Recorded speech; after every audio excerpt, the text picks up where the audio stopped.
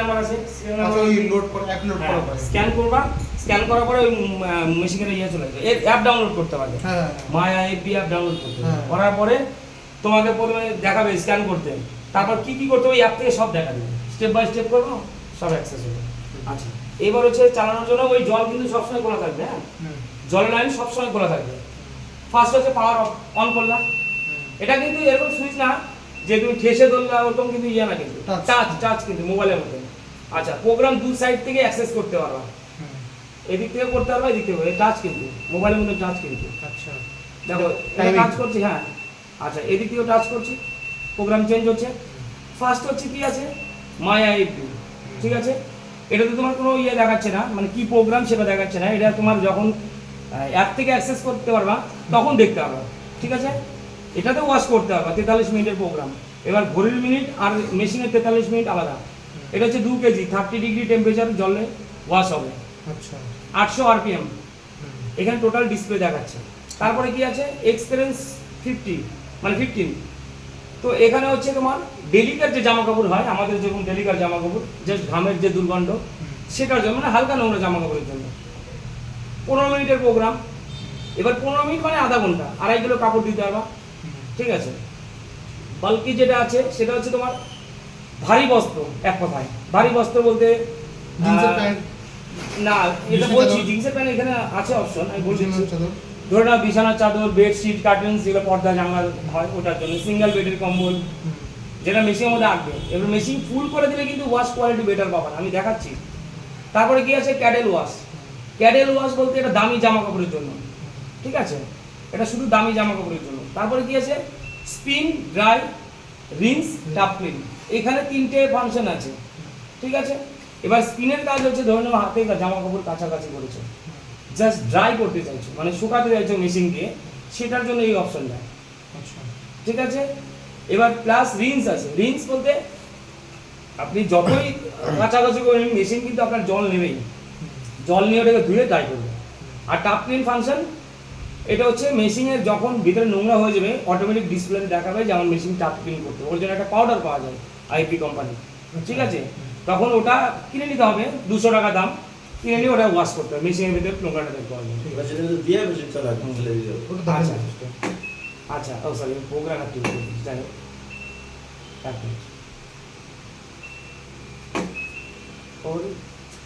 আমি তো ঘুরে ঘুরে আমি স্টার্ট প্রোগ্রামেই যাচ্ছি, ঠিক আছে। এই টাস্ক ইয়ে তো প্রোগ্রাম অ্যাক্টিভ আছে,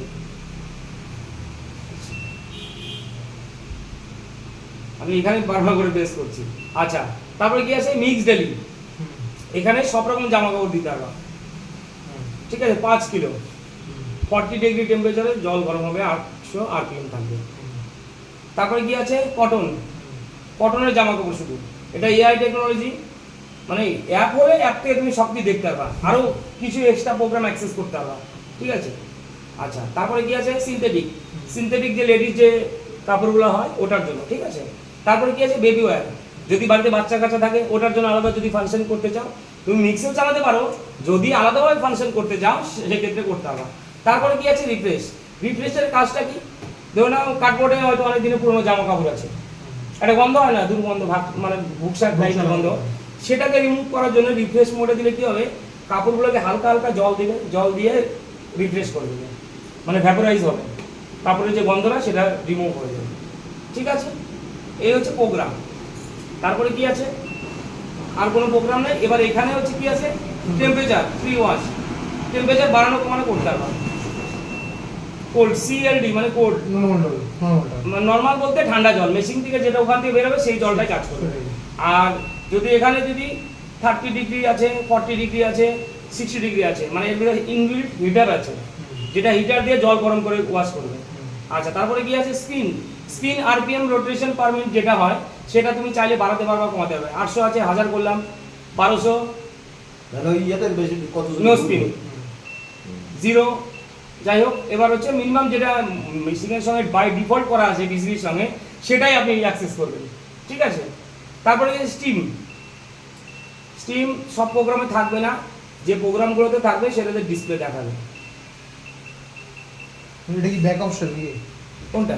না না না না, প্রোগ্রাম আচ্ছা, যদি আমি ধরো মানে যেগুলো ফাংশনের প্রোগ্রামে আছে, হ্যাঁ ধরো আমি ধরো হিটার চাইছি না, মানে হিটার চাইছো না, না, তাহলে তোমাকে এখানে টেম্পারেচার এখানে গিয়ে সিলেক্ট করতে হবে। প্রোগ্রাম দেখি 40 ডিগ্রি হোল্ড করে নিলাম। হ্যাঁ। এবার আমি ধরো এক্সপ্রেস দিলাম, তখন আমার চালু হয়ে যাবে নাকি? হ্যাঁ, এবার প্রোগ্রাম তুমি হচ্ছে ধরো আমি আগে এখানে যাবো, এক্সপ্রেস 15 গেলাম, তুমি হচ্ছে টেম্পারেচার সিলেক্ট করবে না, এই যে করলে চলে আসবে, করার পরে স্টার্ট। আচ্ছা, ফাইনালি মেশিনটা আমি একবার চেক করে দেখি। হ্যাঁ, আর পারচেজ বিলটা নিয়ে শুনতে হবে। কোনটাতে স্টার্ট করে? এই যে স্টার্ট, আমি দেখিয়ে দিচ্ছি আবার একবার। ওই ব্যাগটা নিয়ে আমি মেশিনটাকে চেক করি। হ্যাঁ, ওই ছোট ব্যাগটা।